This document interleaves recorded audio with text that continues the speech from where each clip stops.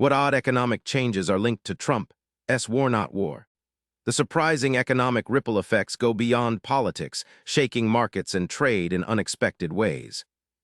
Trump's so-called war not war strategy, involving threats and partial sanctions without full-scale conflict, triggered strange trade disruptions.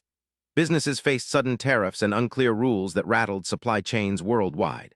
This uncertainty caused product prices to fluctuate wildly, especially in steel, aluminum, and technology sectors.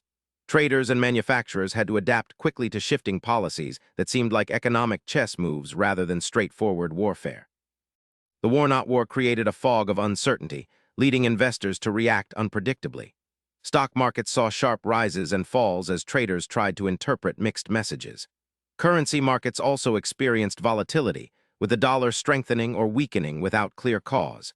This erratic behavior reflected fears of escalation combined with hopes for peace, creating a roller coaster for investors and businesses alike.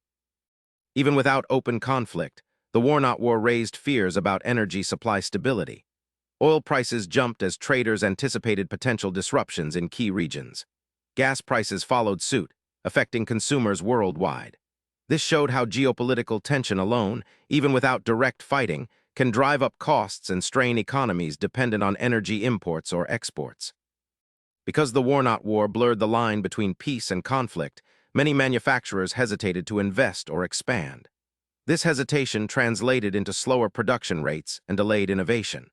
Industries like automotive and electronics, heavily reliant on global supply chains, felt the pinch. The economic limbo created by ambiguous policies kept growth muted and risks elevated.